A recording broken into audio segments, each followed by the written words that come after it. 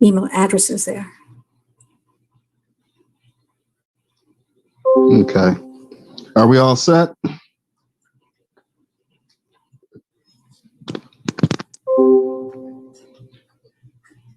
Hey, folks, good evening. It's about 7:01, and we're ready to start in just another minute. We're going to let a few people join in.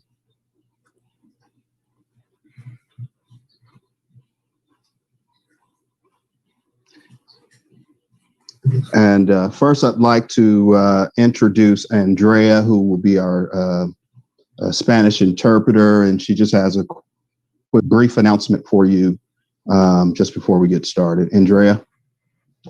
Thank you, James. Buenas noches a todos y a todas. Este evento ofrece interpretación simultánea al español a través de Zoom, así que para poder escuchar al intérprete, por favor seleccione su idioma. Una vez que activemos la configuración de interpretación, podrá ver en la barra inferior de su pantalla un icono que tiene en forma de globo. Ahí dirá interpretación, hace clic y podrá acceder a escucharnos. Deberá de tener la aplicación de Zoom en su computadora o dispositivo inteligente para poder escucharnos. Muchas gracias. Thank you. All right. Thank you, Andrea. And like I said, we'll give just one more minute and we'll go ahead and get started. We certainly want to honor everyone's time. It is 7:02 and we'll get started right about 7:03.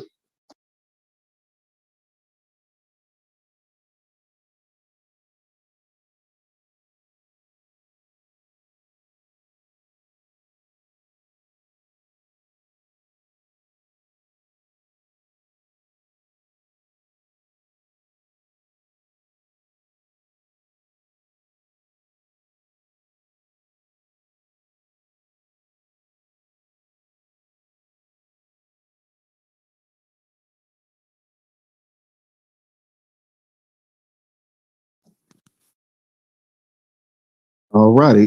Good evening, folks, and thank you for joining. This is the fifth Let's Talk, Let's Learn, let's listen, community conversation between community members, stakeholders. We've invited in the past members of Pasadena Police Department to participate in these discussions. They have participated without the ability to comment in real time, but weekly we've been able to debrief with them. As you know, this series discussed issues in and around the Central Park community, Villa Park community, Jackie Robinson Center, and La Pinaresca Park. You meet some of our panelists a little bit later on, and they're going to be able to ask some questions from our guests this evening.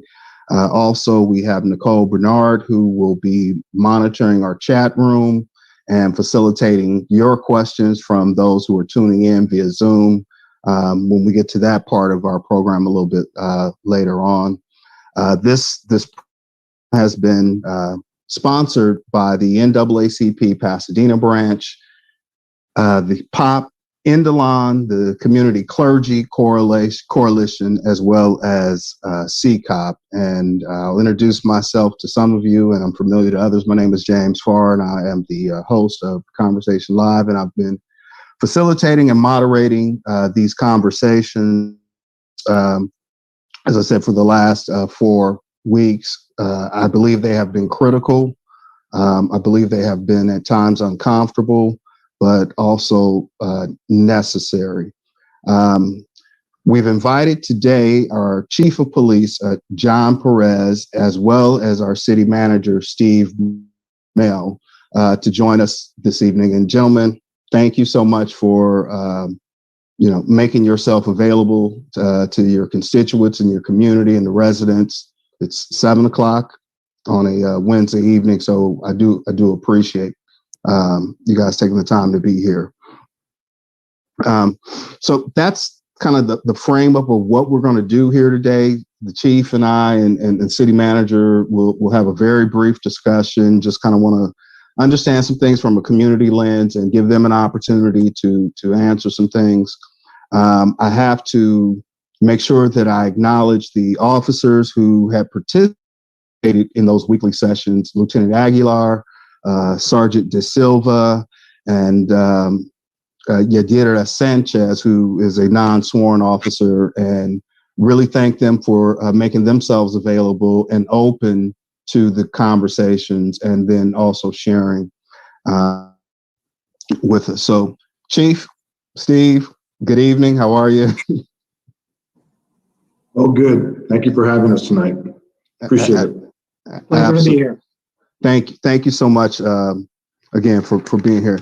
So, Chief, one of the things that we learned through this series, and you'll hear more about this from the panelists, was community engagement, and how how the department communicates with the community, possibly why you haven't been as available and some of your other officers as available to community. And so kind of just to give some backstory to how we end up here, just tell those who are maybe just joining for the first time, how do we end up here today? From historically, I'll start back from when I became the interim chief and engaging James to have an interview. I think the first interview, James, was canceled, was it not, back in March or April of 2018? Mm-hmm. And, I hadn't taken the family on a vacation anywhere, and we had to cancel the event. And so I was away for 2 days. And when I saw it was in the newspaper that the police chief had already canceled a meeting as an interim chief, it was interesting that it took that route. So I made a commitment to myself and talking with my city manager. We made a commitment to make sure that we engage everybody all the time. That has always been my roadmap in the organization, working community services. Historically, being here before the riots of LA and after the riots, we have always had challenges in demonstrating to the community that we've had great relationships. Usually it's always been people who have worked out of community services that people were familiar with. Kind of like today, a lot of people talk about the same names that are currently working. I've walked a few neighborhoods and people were talking really well about some officers as well. So it's been a historical 35 years. It's always been a problem. It's always been a challenge for us in trying to do this. So in 2018, meeting with James and getting to know Flo much better, as well as Juliana from All Saints, we began in 2019 to do a series of community conversations. We all agreed we're going to be valuable and bringing frontline officers in 2018 and 19. We wanted to do it in 2020 as well. So we brought forward a lot of the newer officers being hired. In 3 years, we have hired over 60, nearly 70 officers. We had gone 10, 15 years without hiring African-American women and Latinas in our department. And over the last 6 to 8 months, that's completely changed over. So we've done a lot of work to be more inclusive. The community conversations went well. A lot of information was shared. I really took good notes for our reorganization that we put into place in 2020. And the 2019 community conversations ended with a meeting like this with James Farr and my city manager in a room to talk about these issues. So we've been talking with Flo probably over a year since the pandemic. We've been talking about reinitiating the community conversations. COVID really set us back in so many ways when it came to community conversations, connecting with the community. It put us back in development of the officers to learn this engagement process. We lost 1 whole year, to officers being able to go out there and really engage our community in a setting where they get to know each other. 12 months have been lost. It's an incredible backward steps for the organization and our community. We did recover with Zoom. Zoom has been great with our prevention and our youth advisors tutoring the kids. So with all that being said, we're at this point where we wanted to do another series. Florence and James and everybody else came together to get these done. So in between all that, I'll end it with this. We've had the pandemic. We've had an epidemic of violence across the country, the largest increase in violent crime in American history at 35% year-to-year change.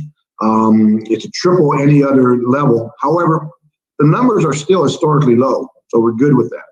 And on top of all that, we were brought into the arena as a city, as a community, with our own officer-involved shooting that happened, that placed us right at the center of this issue. And maybe it's God's way for us to pay attention, the country to pay attention, but we in fact have done things a little bit different with such a tragedy. And maybe we serve as an example to the other cities that had, unrest for days, more violence that happened. And I know that I'm legally, ethically, and morally responsible for all that happens with our officers, and I take full responsibility and ownership of all that. Well, so we're here. We're definitely. I'm sure that's going to, come back up into conversation. Once we get a bit more into our panelist, Chief. So again, thank you. And so, Steve. So again, in that theme that communication and outreach and kind of being connected to the city is important. And I remember when we did this was February of 2019, I believe it was, so 2 years ago.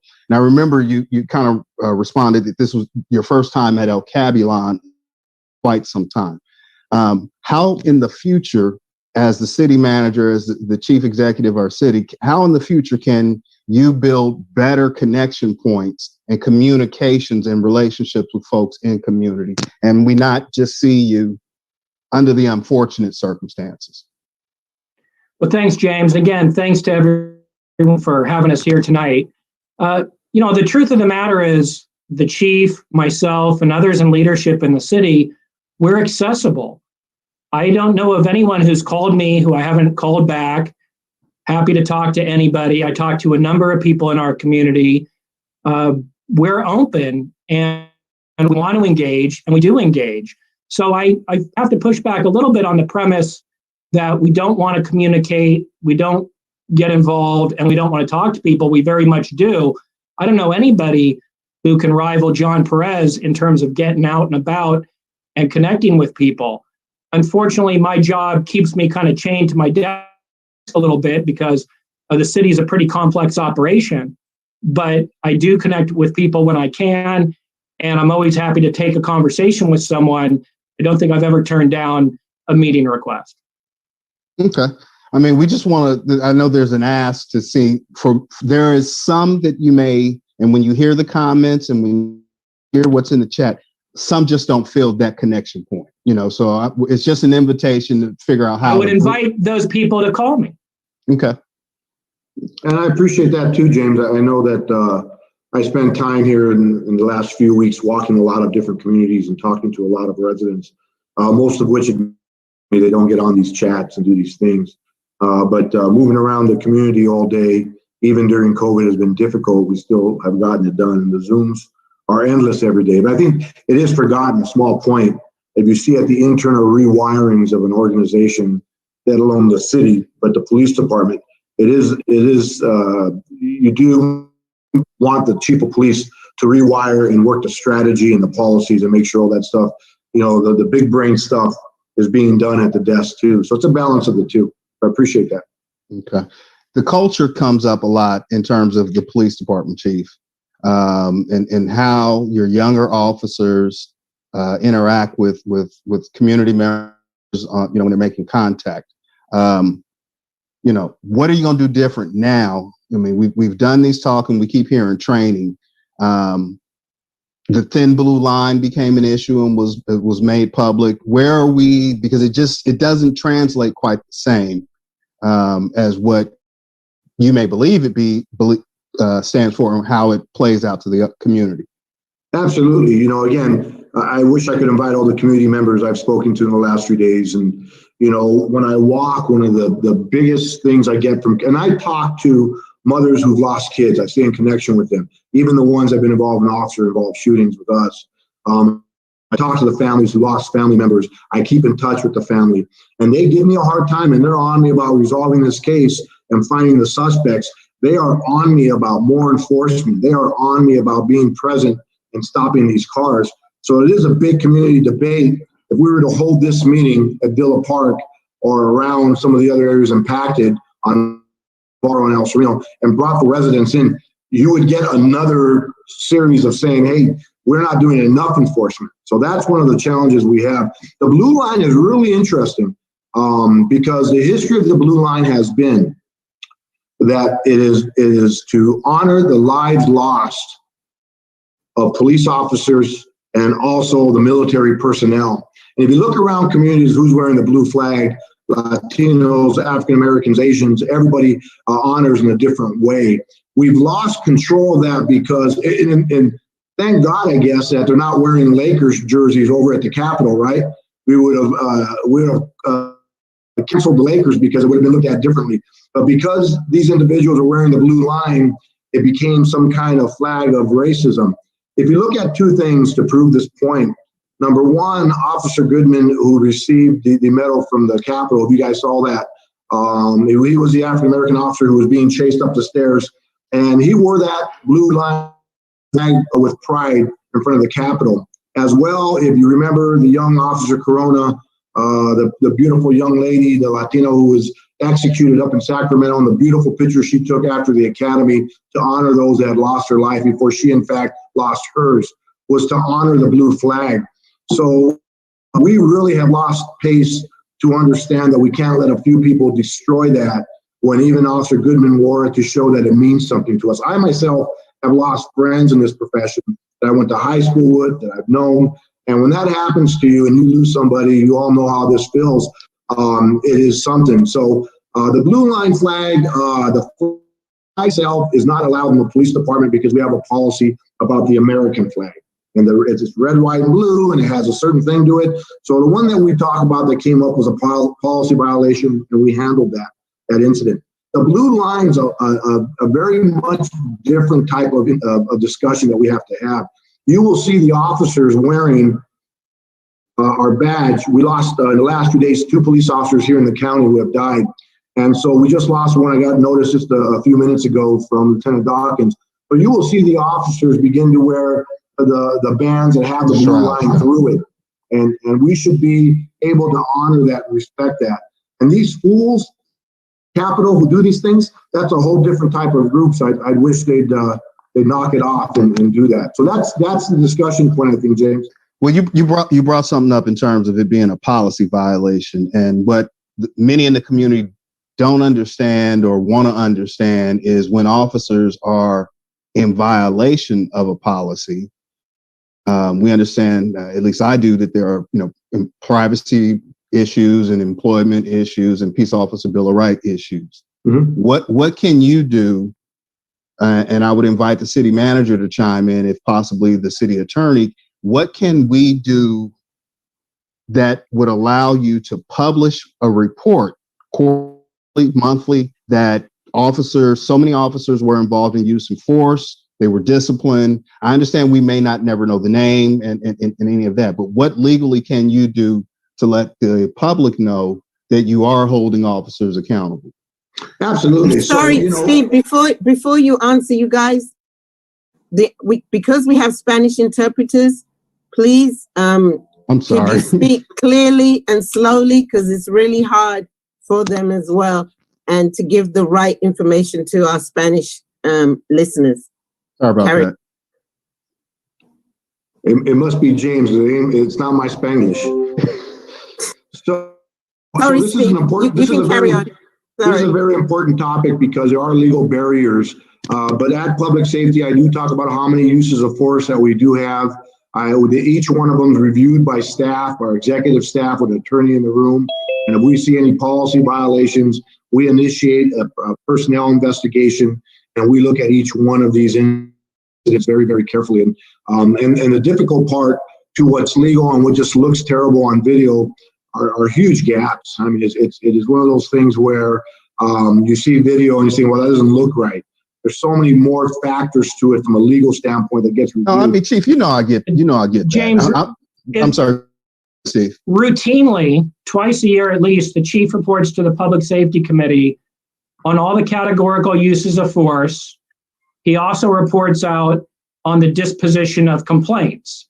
Now, he doesn't give actual officer names because that would violate the law, but he shows publicly, and the council members on the committee, the total number of complaints and what the disposition of all the complaints are. in addition to the categorical uses of force. And he's been doing that for a long time. But Okay. you get much more from me as a chief than you would in almost any other city in terms of information. So it is difficult that a lot of people miss the information, or we don't do a better job of making sure people get it, James. No, I mean, I'm aware of that, and because I read that information, but I think, and again, thematically throughout these sessions, what kept coming up was communication and public not knowing. And so the invitation to you as the chief and you as the city managers, you have to find a different way, a more communal way of getting information out there, because posting it on a website is maybe great, or at public safety, cool, but the public is not getting that information. So it just needs to be a little bit James, more proactive. regardless of whether we're talking about the police department, the public health department, or the library, that's a very common refrain. I thought I saw Terry Tornick's name as one of the people logged in tonight. I know he used to hear that all the time as mayor too. People say City Hall is not communicating. And I suspect that that's not exclusive to Pasadena. You can try as you might. You can have a website. You can have a newsletter. We have In Focus. We push tons and tons of information out. We have social media. Sorry, the interpretation feature was deactivated. This is why you can now hear my voice. Okay. So it needs to be activated again. And just a friendly reminder to please don't interrupt each other, because I am one person interpreting for three. So just make a pause before interjecting. And let's just wait a second for the feature to be reactivated. Thank you. Ed, can you reactivate our interpretation, please? Yes, I'm working it right now. Thank you.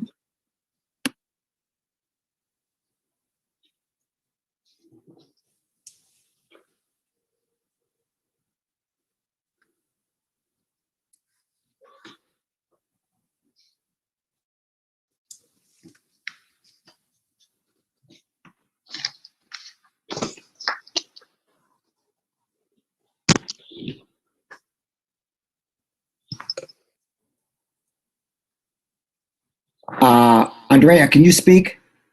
Yes, I Can think you- you can hear me in the main room. But you're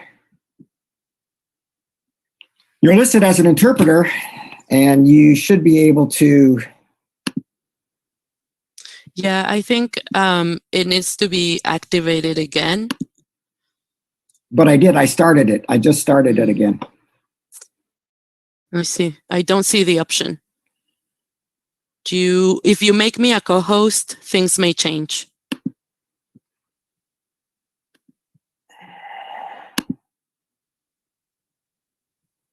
I don't have the option to make you a co-host because you are an Oh, here we. Never mind. I got it.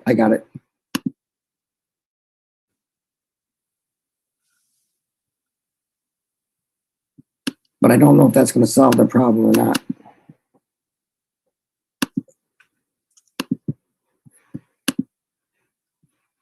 Are you speaking now, Andrea? No, it's not active yet. Okay, let the meeting. Oh, I'm sorry. Oh, God, it's so frustrating. It seems to be stuck. I think it's not your problem because I can see the icon is just grayed out. I can try to leave and come back. Okay, yeah. Click in on the that interpreter link, that the invite you got that says interpreter. Click on that one.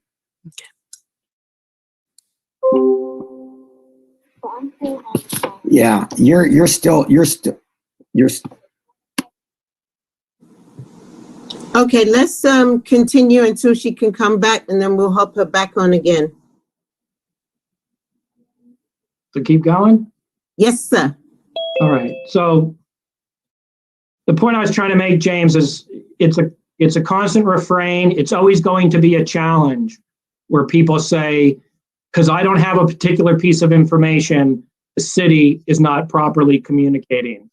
We'll continue to try the various ways to get the word out, and new technology has helped, social media, etc. But it's a common challenge that we face. I'm not saying it's not an issue. I'm saying it's always going to be an issue, and it's not exclusive to the police department. Absolutely. There are many that won't hear tonight and won't hear your response. And so Muchas personas aquí que pues seguramente no van a escuchar tu respuesta, pero porque no están aquí. We can hear you again, Andrea. That's Yeah, so, Andrea, you're not coming in as an interpreter. that's so weird because I did exactly the same thing I did right before. Okay, so I'm going to send you both. I'm going to send you, Andrea, I'm going to send you and Ada another link. So you'll click on that one. Okay, and we'll start all over. Okay, so just, I don't know if you want to continue the meeting because this is going to take a few minutes. James. Yes, Just continue the meeting. And then Andrea, you can hang up, Andrea, and hang up Ada, and I'll start over again. Okay, I think I want to let the Spanish listeners know what's going on. So I will do that, reconnect. So buenas noches a todos. Mi nombre es Julieta. Estamos teniendo un poco de problema con la traducción. Si nos pueden dar un minuto, Ada y la otra traductora van a tratar de volver a reempezar.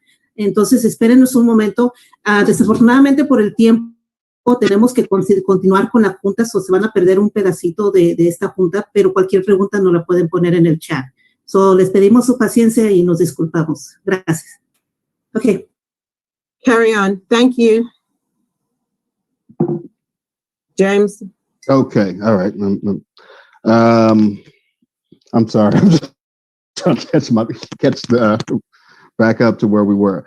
No, I hear you, Steve, and it's an invitation. And again, this is something that we again thematically heard throughout the conversations that happen weekly. And so it's not an attack, it's an invitation. And just looking for, a solution. And not necessarily saying that solves everything, but at least it would move the needle forward.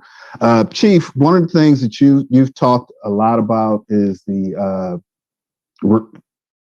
eliminating the gang unit. Mm-hmm. And right now, crime is not crime per se, but use of force. Shootings and gun confiscations. Do you regret that decision now? Is that something you're reconsidering? Always something that you have to consider. Whenever you're leading an organization, any decision made has to be evaluated every few months. Just as I'm listening to the community conversations, I'll begin a series of frontline conversations with my department in the same manner as I did the year we did these last time. So with eliminating the gang unit, that we got to be real here. We're reliving the violence that we saw in the 80s and 90s. We have a 59% increase in people shot and an 85% increase in gun violence. Those aren't innocent people shooting at each other. Unfortunately, it's been innocent people being shot and innocent people being killed in two neighborhoods. It's been awful that when I walk these neighborhoods, and please, if anybody wanted to come with me, please come with me. You can hear these residents talk about what kind of foolish decision that was. And I take that on and I take responsibility for it. It is a larger strategy that when we had the gang unit in 1984, August 28th, 1985, when it was created, I was here as a police cadet, and it had a purpose and it had a vision to make communities safer, and it was well supported. Incarceration rates did go up. That type of policing was needed all the way through the 2000s to reduce it. In this new environment that we're in this new environment of social justice, reforms and everything we've been pushing for many decades, it's important now to realize we need a new strategy. I grew up in a town where the police did stop you. And you got to go home and tell your parents you got stopped. And that was not easy. And so I realized over the years the trauma to Latino and African-American young people and stopping them because it needed to happen to keep down the crime. And it made a difference. Violent crime in Pasadena in 30 years has dropped 70%. We only know how many lives that has saved when we went from 30, 35 homicides a year down to 2 or maybe 3 homicides related to gangs. How many lives have we saved with that strategy? We may have not liked the outcome and the trauma and the thing with it, but it was important to have a strategy I was working. In today's world, it needs to change. We need to focus on career criminals, gang members with intelligence-led policing. So if you're a gang member and you're out there and we think you're active, you're going to hear from us. Will the community be upset? Yes. Will there be complaints? Yes. Will you want your police chief fired? Yes. And we get replaced when this needs to happen. But we're going to focus on the things we need to do to stop the violence.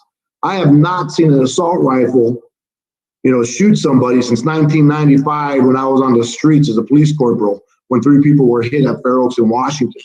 And here we are with a 10-year-old shot multiple times, including, maybe from a revolver as well. And I don't really see people, as upset as they should be about it. People living on that street are. But we have to do something about this. So we haven't eliminated our gang investigations, focusing on gang members, trying to drop the violence, and we'll get there. Every month, I'll reevaluate this decision. Okay, so is it something you're going to bring back? I'm sorry? Is it something you intend on bringing back now? Right now, there's no need. We have a strategy with the intelligence-led investigations, visibility, and we're out there and we're doing what we're doing. Right now, there's not that need. Comes to it, I will. We are enforcing. We have more units than we've had before out in the street since last year. So we are making those traffic stops. We are doing the investigative stops that we need to do. And at times, we're not always going to be supportive of that. But it's what we have to do to save some lives out here. And I think, James, you've talked about this before, and it'll probably come up. You mentioned why talk about the guns? Why are you talking about so many guns being seized? You might be scaring the community. Well, the issue here is that we've done these stops and we've taken the majority of those off waistbands and cars to demonstrate how much we are doing to give people confidence that our strategy is working. And so when you take guns off somebody's waistband and out of their cars and you don't have an officer-involved shooting, you have done something right. We have de-escalated and gained cooperation. So when we do have an officer-involved shooting, I think people will be upset that it occurred. But we do know 288 times and the 50 times this year, we have likely saved lives from doing what we're doing. And we have to stay focused on this. Now, remember, and I'll end it with this. I have to be responsible for all the outcomes. Doesn't matter if it's 3 in the morning, 3 in the afternoon, or I'm vacationing in El Monte for the day. It's going to make sure that this needs to be my responsibility, that you hold me accountable directly. Well, I mean, you've invited me and the community to hold you accountable. So, that's one of the things we want to have discussed tonight. I do have a question for you, Steve. I know Councilmember Hampton had asked for an update on the status of the Christopher Ballou litigation. Is there anything that you could share with us, either you or the chief, because it's 2.5 years or so since the incident? Well, let me say this. As far as update on litigation, that's the realm of the city attorney, and matters still being working its way through court. These things take a really, really long time. And it's frustrating for the community because an incident occurs and people want to see some result from it. But when attorneys get involved and there's litigation, the timeline always drags out. It affects the chief's ability to render discipline when there's civil litigation. And so it all goes on a lot longer than any of us would want. If you read the newspaper, like I do in the morning, you'll see such and such city settled a case or something got resolved 3-4 years after it happened. And it's really a shame, but that is a reality of how long it takes. So when we say we can't say anything because we're still in court, that's the truth. The chief can do certain things internally as it relates to evaluating officer conduct, discipline, but we still have civil litigation. So I'll leave it at that. I don't know if the chief wants to put a finer point on it, but I want to acknowledge that people want an outcome, and it really takes an incredible amount of time but it's because of complicated legal matters. And that's pretty much it. I think it's important to talk about all the details. I don't like to have barriers. Whether you think I'm right or wrong, I'm going to tell you the truth. I'm going to tell you I'm going to render on what's happening. But the law does get in the way of this stuff. And we seem to, if you watch these cases across the country, for making a statement or saying something you're not supposed to, not only do you enhance the payouts on these on settlement, but you also get lawsuits from inside police departments where you end up paying on both ends. So that's why the law is so strict about talking about these things. And so it becomes difficult. But it is frustrating as well, James. Is there anything James, that you, I'm sorry, go ahead, Steve. Let me just add one little point. The chief's been the chief, I think 2 years now, chief. 3 years with the interim. All right, time flies when you're having fun. And I've been the city manager 5 years now. And it's not uncommon for the city attorneys to come to us and say, here's a case 7 years ago that is now in your lap. That's how long these things take. And we're dealing with a set of facts and players that are no longer even around. And we're sifting through that. I don't like how long it takes. Okay. Chief, any update on the McLean investigation? And it's with the DA's office at this point, and we just have to wait that out and see what all the facts are. Obviously, we know a lot of the facts on our end and your end, but the investigation, as it continues, facts are confirmed, facts do change, and so we have to wait for that to come forward. And unfortunately, those could take 2 years to let that happen from the DA's office before the civil case even comes up. So again, really frustrating to see this. People haven't been watching. Some of the officers already that got fired across the country for these other incidents are not only winning their lawsuits, but they're ordering them to come back to work. So it's a real tight place on both ends of this thing to do it right. And so we have to do it legally right for the community to make sure we're really looking at the critical, the urgency, the tragedy of this, and a lesser degree on the opposite side of it. We also don't want to see what happened in Minneapolis and Atlanta, and they didn't have enough officers to patrol their cities. In Pasadena in 2016, when 20% of our workforce left the city because they didn't trust the community and thought they didn't have the support. So it's a heck of a balance to make sure we hold people accountable. We talk about the tough issues that are out there, and we have the support from the community. And we're not losing a lot of young officers. Our young officers that grew up in this community that come from the region watch these videos, and they talk amongst themselves of this is the right city for them or not. And this is why I've had to hire almost 70 officers in 3 years. That's unheard of for any city. And so when we have to be very careful to be accountable, to hold them accountable, to do what we have to, but also ensure that we're doing it right on their end as well. And they listen and they watch and they talk. Okay. We're going to get ready to bring in the panel. I know we lost a little bit of time, so I definitely want to make sure that we have space and time for our panel as well as questions. The chat room is pretty busy right now. Just before we bring in our first panelist, I guess my question for you is post McLean events and the show of force and the lack of care and sensitivity. Steve, you said the department doesn't have resources for that. What can we do? I mean, because it's a horrible fact that your officers will kill someone again, right? Right, Chief? Right. Okay. Tragic. So, I go to sleep every night, James. That's the last prayer I say is that one. Okay. So what can the two of you do for the community to make sure or ensure that when community is traumatized like that, it just doesn't come back to them as we don't have the resources or we show up as more of a bully force, right? And as opposed to seeing community members as grieving, emotional, and the like. So 2 parts of what we're doing. It's great you bring this up.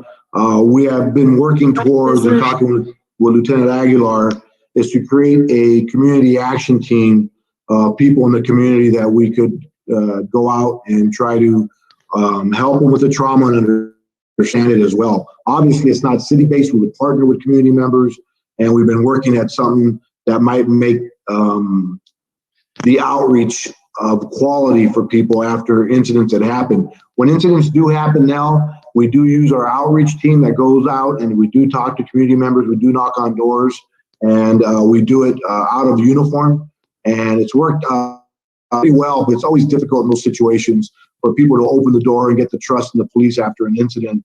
And not just police-related incidents. It could be many of the shootings that we've seen this year, the 85% increase. People don't want to open the doors. They're in fear. When I walk the neighborhoods, as I did the last time yesterday along Park Street, to gather all this information and listening, I wish I could bring some of these people in so they could tell you and tell you how they feel. And they're scared. One man told me that I don't go to sleep. He says that he stays up till 1, 2 in the morning, and when his daughter goes to work at 4 in the morning, he wakes up again to make sure she makes it to her car safely because of the gang members, because of the shootings. Another neighbor had very thick boards placed up in the front of the house in case there are bullets that go in there.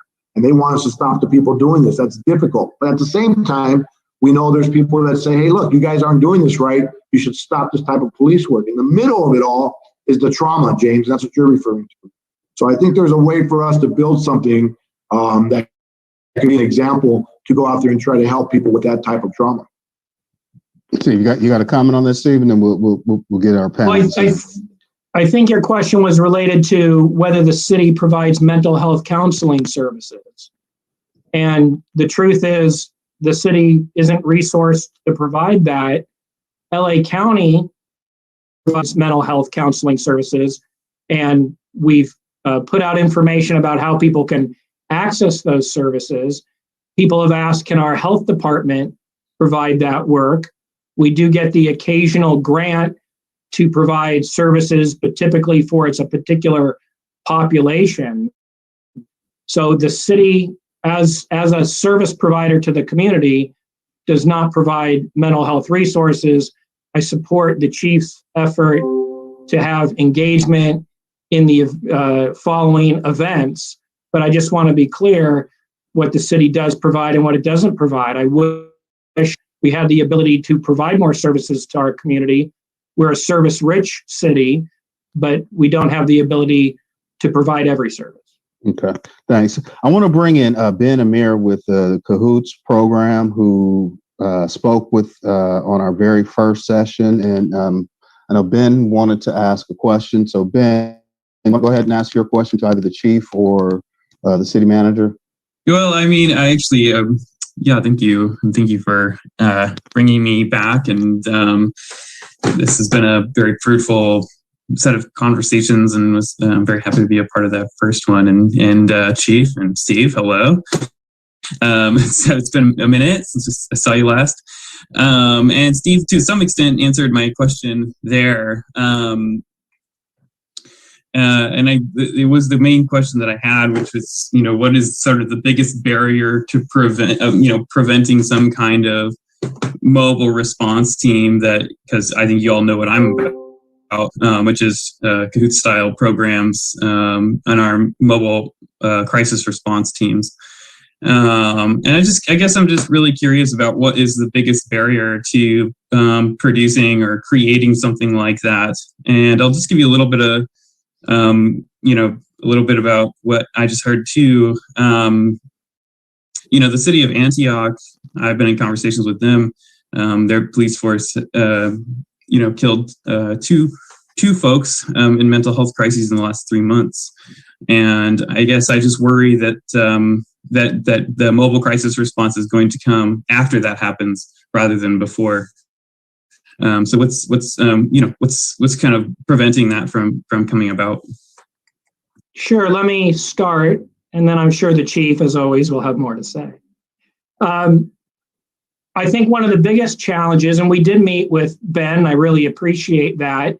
We got some good information about how the Cahoots program operates in, I think it's in Oregon. And it's very helpful for me to understand that because I've asked the chief and other key department heads to explore, and in fact, the city council has set as one of my goals, exploring a way to curtail calls to the police department that require a police response that perhaps don't need a police response. One of the biggest challenges, of course, is triaging the calls that come into the dispatch center, something like 300 calls a day, and determining which calls can be directed to a non-police response. A lot of tragic events across our country, they start off as a call of someone perhaps acting violently or threatening or what have you. It's someone in a mental health crisis. The police show up and we know how it ends. It ends badly. So we need a way to identify how can we peel off some calls that don't require police response, that we can send our PORT team, which is a grant-funded homeless outreach team, or our HOPE team, which is part of the police department, homeless outreach, or some other clinicians to go in and address the issue and get someone's services.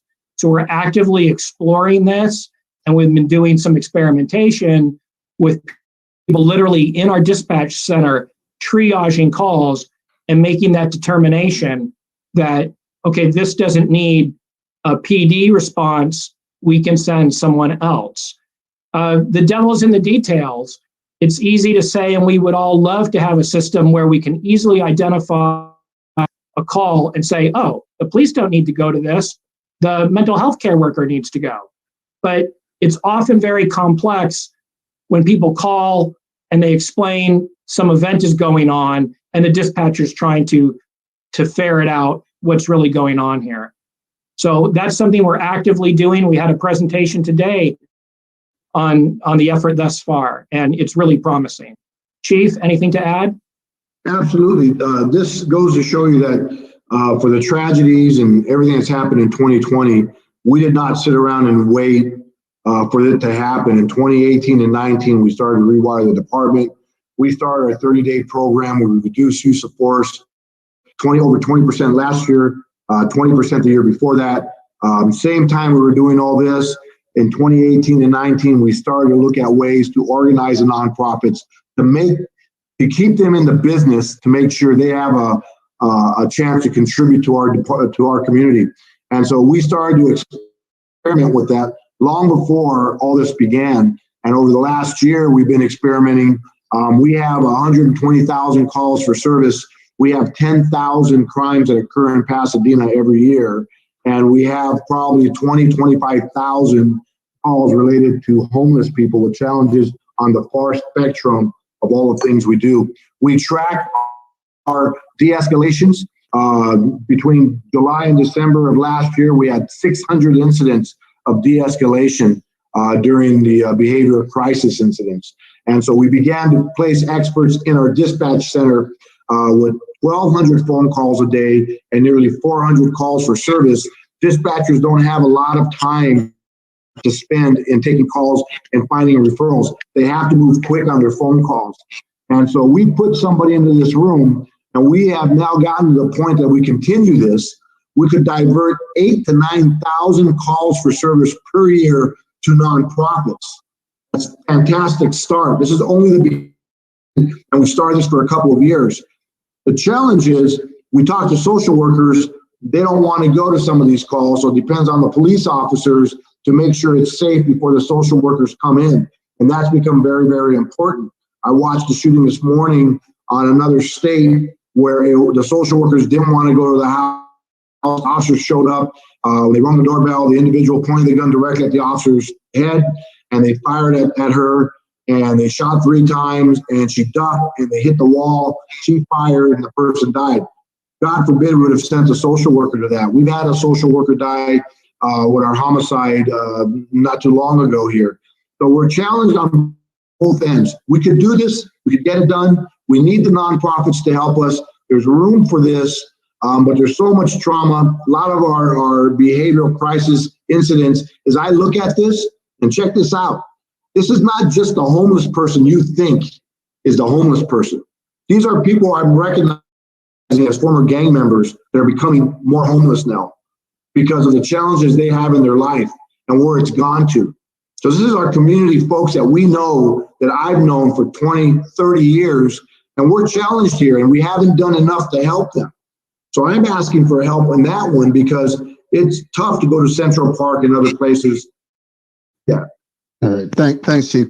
We're going to speed up the pace because I could see Flo right now saying we're getting short on time. So we're going to, Chief, Steve, if we can kind of tighten up those answers a little bit. Appreciate some require more explanation. Maybe we can do that at a different time, but we're going to keep going through. I want to bring in Julieta, who was a community member around our Villa Park discussion. And Julieta, you have a question for the chief or the city manager? Well, let me start with the chief. Good evening, Chief Perez. My question is, will you hire more police as the solution to police violence?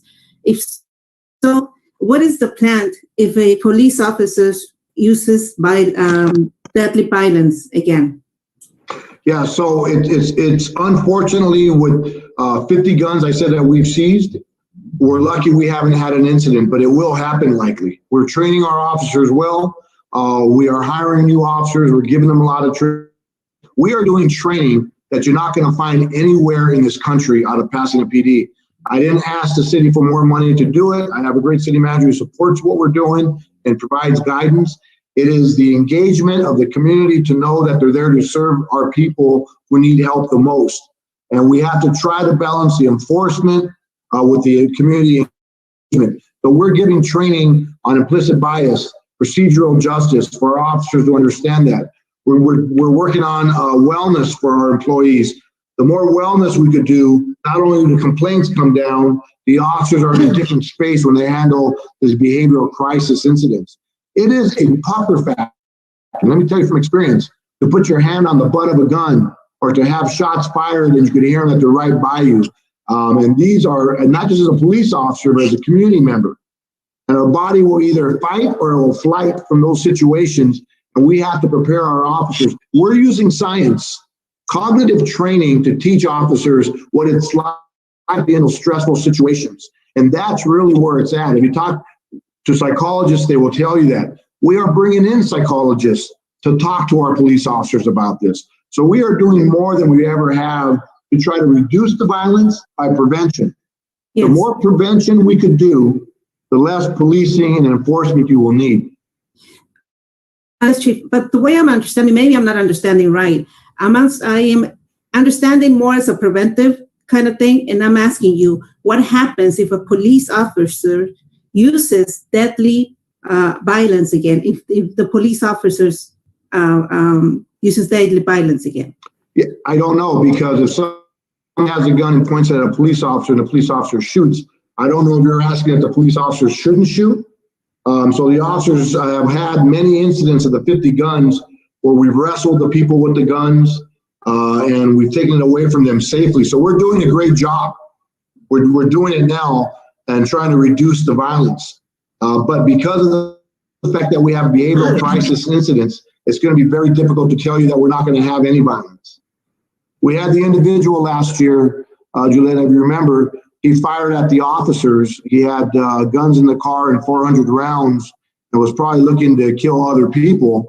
The officers responded and shot at him only after he shot at the officer first. And he hit the windshield of the officer. So it's a very difficult place to be to try to figure out to eliminate violence in our community. We're giving the officers a lot of training. They're making a lot of good decisions, but there's no way to try to get to a point where we could say we're going to eliminate it. It's just hard. It's very difficult. There's no answer to it, really. Thanks, Chief. Thank Julieta. Chris, you there? Chris Finney? Did we lose Chris? Can we go to Nicole and get a question from the community? Sure. I'm here, but my Wi-Fi is very unstable, if you can hear me. Okay, we can hear you, Chris. You want to get your question in, Chris? Yeah, one of my questions is, how can the city create more job opportunities for community members? More specifically, how can we have more PLAs, project labor agreements on some of these construction projects that are happening throughout the city? Because one thing that we know as we prepare men and women through Flint Ridge for the union construction, that they don't discriminate against people's backgrounds. So this is an opportunity for people that have backgrounds and may not have backgrounds to have a career, which in turn will allow them to stay in the city, reduce violence. It's a ripple effect when you empower somebody with a solid career and livable wages. Then that's for the city manager, Chris? Pretty much, yes, sir. Okay, thank you. Steve? Thanks, Chris. It's a good question and it's an important subject. The way things work in the city, a lot of people don't understand. The city council does have certain approvals over development projects. We control our zoning, where things can go in a general sense, like do we allow commercial, residential, etc., how tall things can be, requirements for parking, all sorts of development related things the city has some control over. But once a developer complies with those requirements, the city is not able to condition the receipt of a building permit with their agreement to enter into a project labor agreement, which is what Chris is talking about. A project labor agreement generally is an agreement to use union labor on a construction project. Where the city does have some leverage are projects where a developer is looking for a concession from the city. Oftentimes, it's a waiver of our normal requirements. That's called a development agreement. We don't have too many of those. In the history of the city, we're up to maybe 24. In the history of the city. The most prominent one recently, of course, is the Lincoln Parsons project. And in the development agreement, the city can negotiate with the developer to require certain things. That one did not require a project labor agreement. It did require that they make some efforts to local hiring, local sourcing. And for those who followed the council meetings, you'll know, wasn't a lot of teeth in that agreement. It's a two-party agreement. Developer has to agree to it. And we've been trying to leverage them, but they've been coming up a bit short, frankly, and quite rightly, the city council beat them up in public over it. So we do have some leverage over some projects, but not as much as people would think. Could you stop development or kind of put a pause on the development to get the developer's attention to make sure, because my understanding is like $30 to $50 million estimated was not brought back into the community because they didn't reach those thresholds of hiring. So I think people just want to know what can be done to hold our community partners or leadership accountable. Sure, it's as good as the contract. And the particular contract, as it relates to Lincoln Parsons, required them to make certain efforts.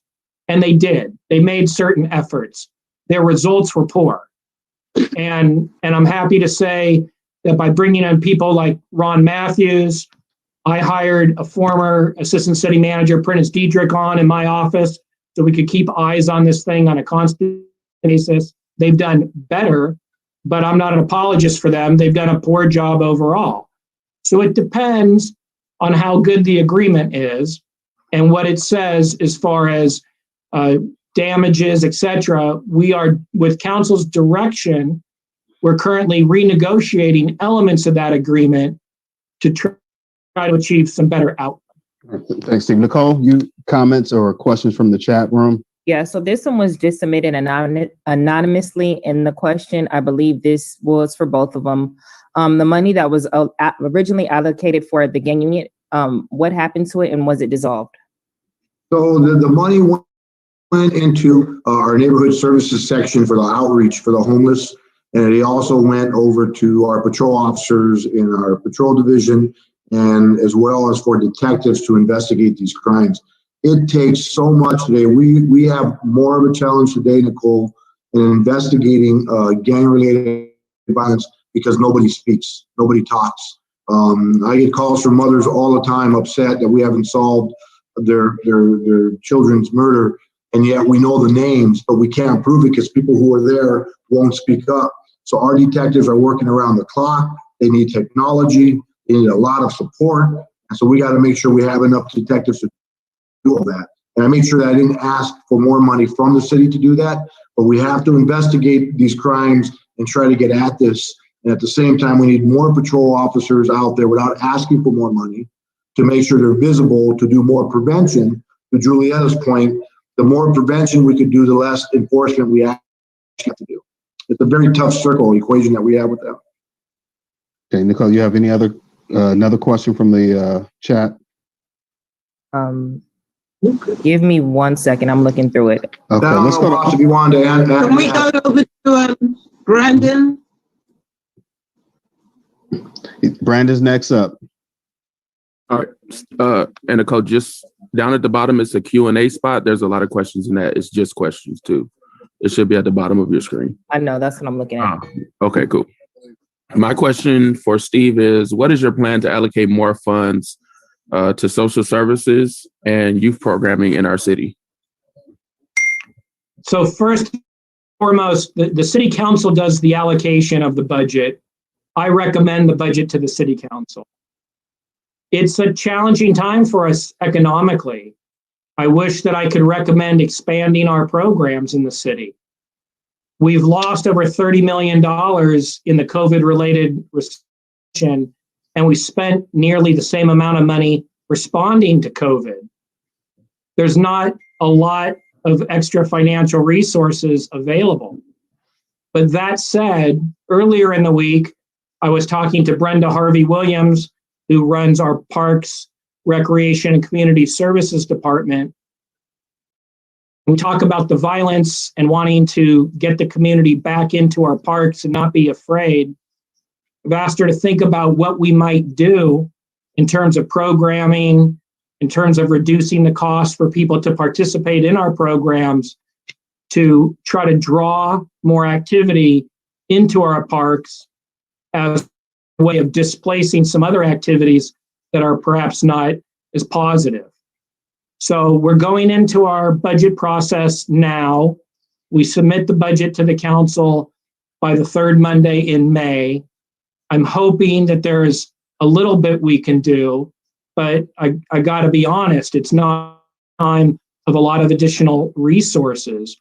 And I know some people would say, just take the money away from the police department and allocate it over to Parks and Recreation. I've told every department to hold the line on their budget. The chief and all the other department heads are doing a very good job of managing their budgets. They can all use an increase in financial resources. But the truth is, the city's not really in a position to do that.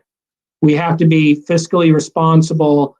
The city is an ongoing concern. And my responsibility as the city manager is to make sure we have a balanced budget each and every year.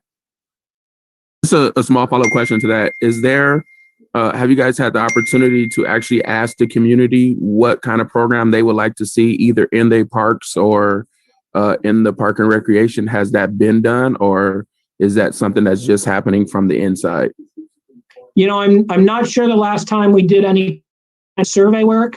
I'd happily accept any suggestions from people as to what type of programming they're interested in. All right. Thanks, Steve. Thank you. I mean, you could always take pay cuts, so we could find the money. But let's go over to Spree. Spree, you have a question.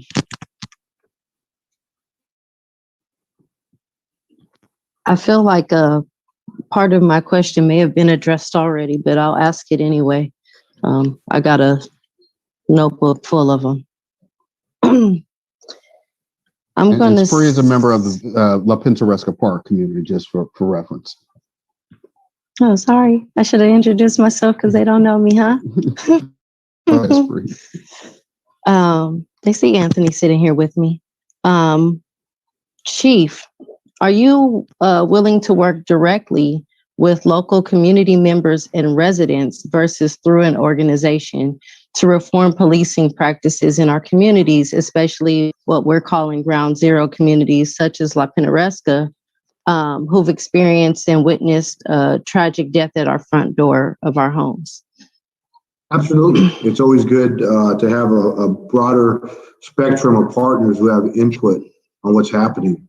The more prevention we could do, the more programming we do, as I said, the less enforcement we could do, and the less gang violence we'll see in the park, away from the officer-involved shooting. We also had a couple people shot with the memorial, and we had some guns taken from inside the park and down the street. So there's a host of issues that a root of it is also the police having to enforce, which is part of the problem that's caused. And so we equally have to ask ourselves, what can we do to create the reform that still gets at the enforcement to stop those incidents? The incident in the park with the man with the gun was well handled by all the officers on that one. But I know I've got some complaints from residents about not enough enforcement down the street with shots fired calls. But I realize that more outreach is needed, more partnership, Ms. Jones, to see what we could do to create something different, something new that we haven't done, that other cities could look and say we have the same issues. It's about density. It's about the socioeconomic issues we have in our communities. It's about lack of education, problems with community services, family structure, policing issues. All these are one big giant equation. So I am open to it. I'd like to state that because I do live in this area, I can say that there actually wasn't any shooting violence directly at the memorial. And the incident in September, about a month after Anthony was killed, that shooting was a bit up the street. It didn't have anything to do with the memorial. No one was at the memorial but myself and several pastors who've been standing with us for the duration of this and helping attend to the memorial. We literally walked away from having a 7:00 prayer before that shooting occurred. So I think that part of that is the misconceptions that come with it. The inaccuracies in reporting when people or rely on the local news, such as Pasadena Now, saying that, just not accurate to the detail, which fortunately among the community members that were here on that particular day, my pastors were here on that particular day and witnessed that and were able to see the inaccuracies and what's being relayed to the community. That kind of has to stop, demonizing the people that live here or hang out here. I don't think that's an okay thing. And that's not something that's ever going to build trust between the community and Pasadena police. I'd like to see that thing change as well. Absolutely. So I'm willing to continue to have these conversations, Chief Perez, just so you know my heart is committed to the city that I grew up in, being somewhere where my daughter isn't afraid of the police. And at this moment, she is. Absolutely. Absolutely agree. So it's a dual issue of the park issues and if not the memorial, it's inside the park and trying to get to a safer place to try to reduce the drinking, the gambling and some of the other things inside the park as well. So it's difficult to find a balance, but it does start with the police. I agree with you. Thank you, sir, for your time. Thank you, Spree. Nicole, questions from the chat? There's a lot now. So the first question is, can PPD commit to direct foot beats to the park? The person who made this comment believes that this will help curb criminals and increase safety. Yes, we've done foot beats in the park, not enough.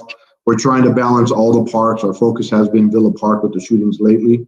Robinson Park has been very busy as well.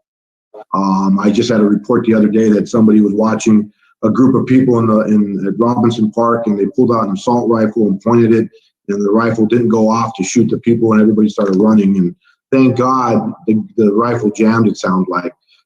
So we do need more foot beat, not just for the enforcement. I get Mr. Jones's point. We have to try to get to a place where the officers are doing preventative foot beats and getting to know the people in the community so there's not so much fear. So we have to try to get there, but it's difficult at times for us.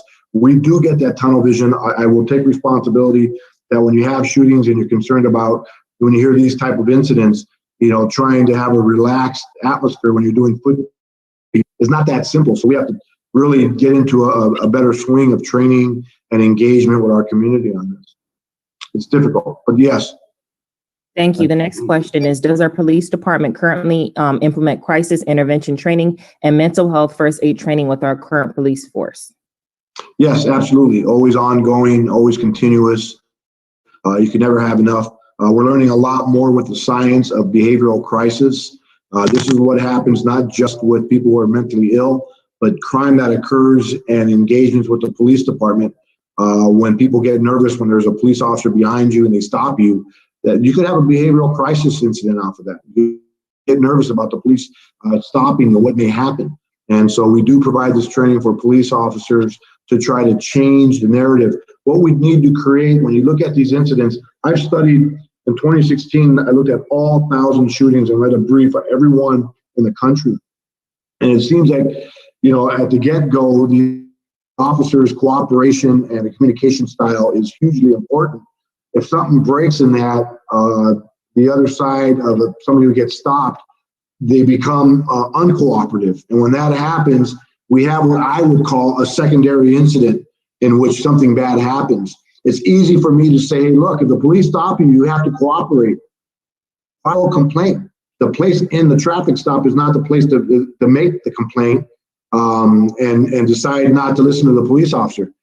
That's easy for me to say, but it's something that becomes very, very important. And I was taught that as a 15, 16-year-old teenager by my parents, as probably some of you were. So that becomes important for us as still an educational point for our young people. But it's not that easy. It's just not that simple. Thank you. Our next question is, have we looked into AB 26 as a starter to build back police trust? I just did a little bit of research really quick, just so I know what that one is. And this has to do with holding officers accountable whenever they view other officers using excessive. Absolutely. So we have a training program that works very well. There's a reason why we had a drop in use of force in the last 2 years of 20% in each year, was because we have a way when we do have an incident in which somebody has to be detained. It's a team effort. Everybody communicates with each other, and we stop officers who may be using some force that they shouldn't have been, to stop it before it starts, or to know when no more is needed, and to ensure that if there's something that needs to be reported, it's in our policy that the officers report that immediately to a supervisor. So that's part of our training. It's making a difference. What we're doing today, what we're teaching our young officers coming in their 20s and to a new environment like this, and it's working very well from the body-worn camera that I'm viewing. But we'll have to wait to see how this turns out into the future. Thank you, Chief. Let's go to Jose. Jose is a community member, stakeholder around Villa Park. Jose. Yes, hello. Everyone can hear me? Yes. Right. Hello. Again, thank you to the organizers. Thank you to the community that's here and continuing this conversation. So the question that I have, it's for John Perez. And this is a question that was made by multiple people in the community. So speaking about community trust, right? And it was mentioned that there's some plans and some strategies to create community trust, right?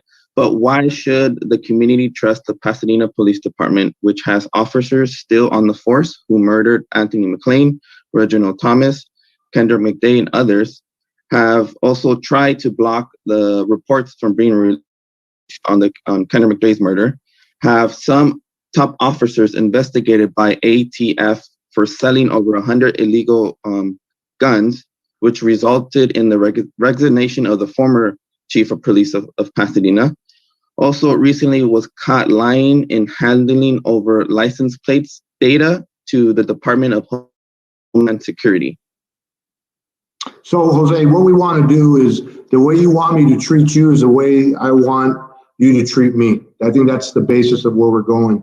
So you don't want me to treat you any different than something that's happened somewhere in the country. You want me to treat you for our communication and our engagement, to give you respect. And so it's the same way we want the people to respect us as police officers and not to treat us like the officer in Minneapolis or something.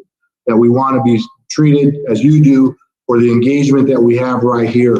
So we do 400 calls for service per day, 120,000 per year. And the amount of accolades we get for two reasons.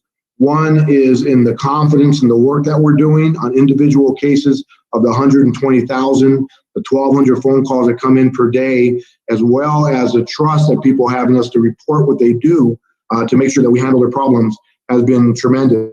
It's been very good.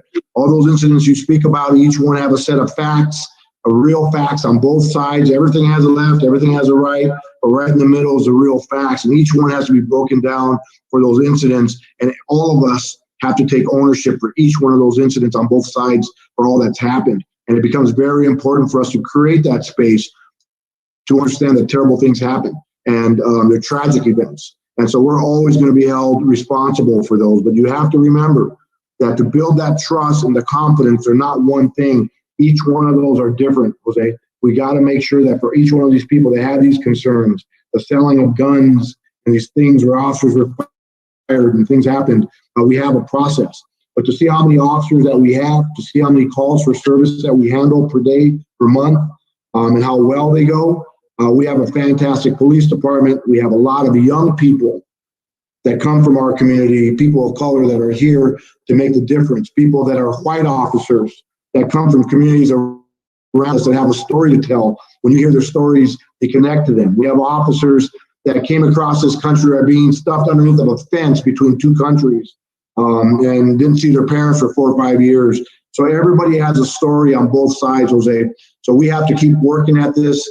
The stories and the issues you shared, some are real, some officers got fired. Some of this has other facts to it that we have to do that and come to these conclusions. It'll take some time, but we have to try to move forward, deal with the incidents, deal with the fact that I treat you with respect and you deal with me and treat me with respect. And we have our body-worn cameras to ensure that if there's a complaint or an issue, we could look at that and see what we're dealing with. So very important. So I appreciate that. Yeah, and I just want to add, again, I understand there's two sides, right? We understand that, but one side is, like many people in the chat have mentioned, have been living through trauma through all these moments and situations that we just named. How, and again, you're trying to create community trust. We can't move on from this. We can't forget this. Like, how are you going to create community trust given all these situations? By the service that we provide and the community partnerships that we create. It's the only way to do it, that we continue to move forward and we create the change and the reform that you want to see. If I told you that I created training that reduced use of force by over 20% and that we reduce certain types of uses of force by 75%, if you told me that doesn't matter, you still had this incident that happened, then we're never going to get anywhere. If I tell you I've fired a few officers as I've been chief and you say that still doesn't matter, we're never going to get anywhere.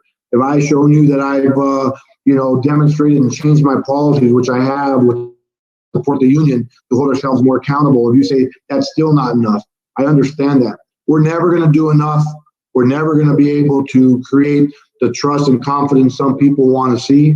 But I do know what's important is to keep moving forward, keep making change, keep hiring for the community, keep providing training, and keep doing forums like this could listen and be the change that we want to see. Change is not easy. It happens from the inside.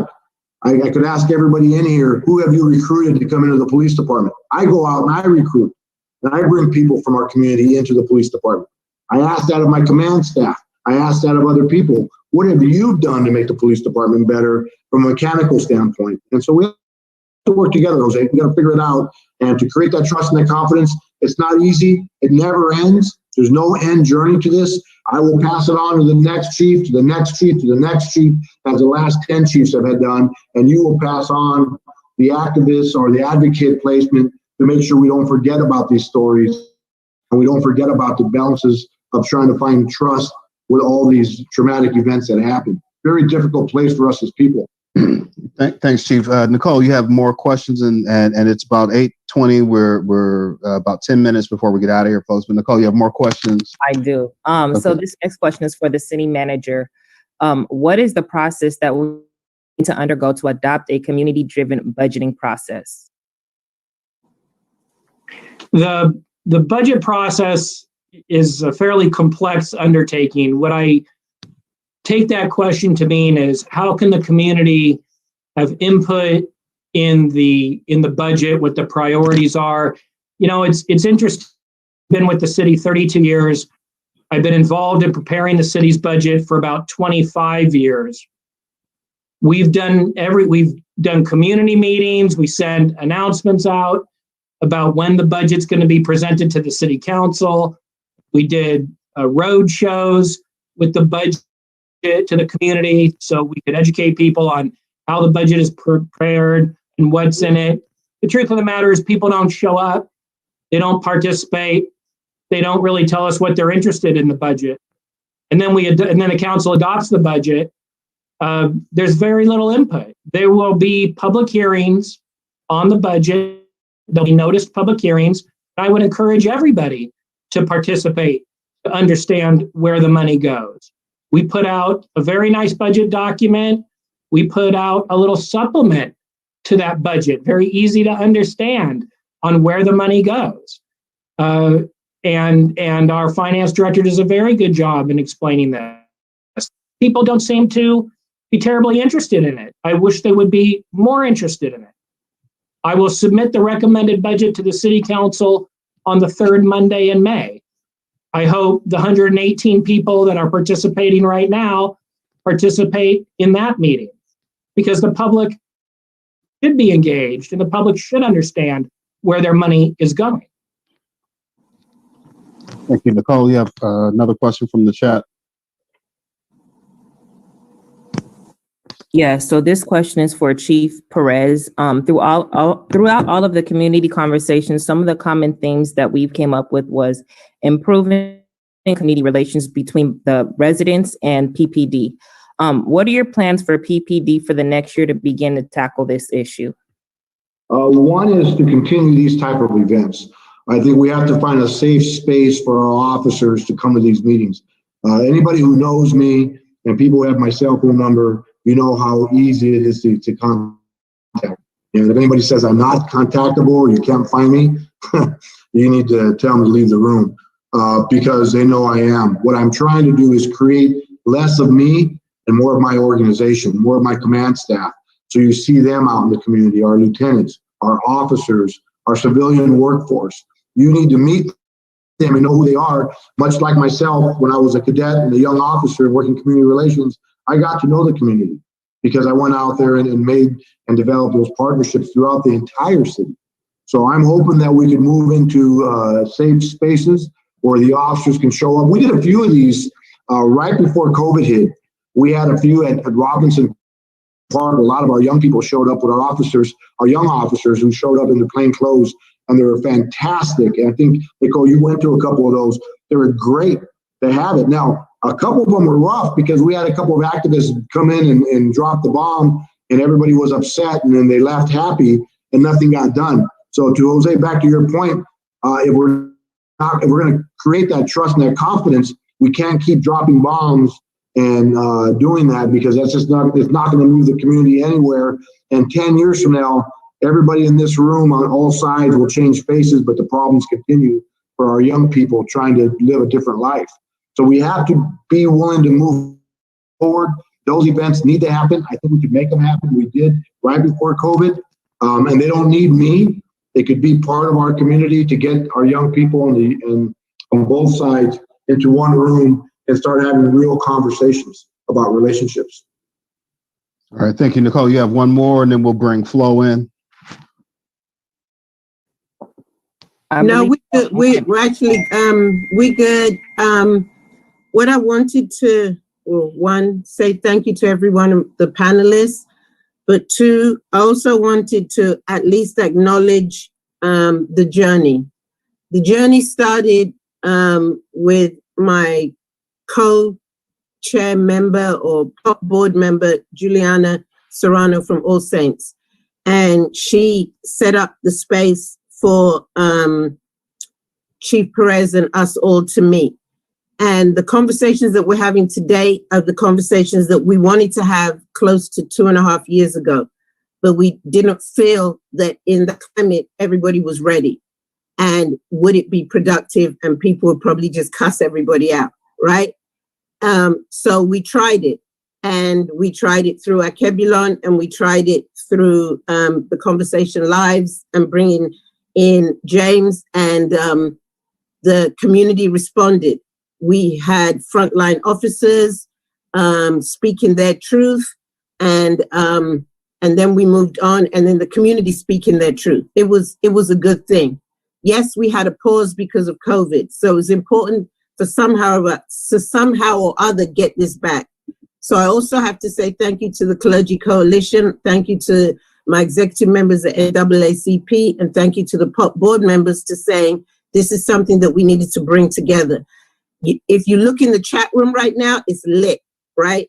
Because there are thousands of chats. Because when you get to some of the city arranged Zoom meetings, the chat is usually disabled because there's a control of the conversation, and we get that. But we wanted this to be a safe space. We wanted people to speak their truth and hopefully get the answers from our two leaders in the city, our top two leaders in the city, their truth as well.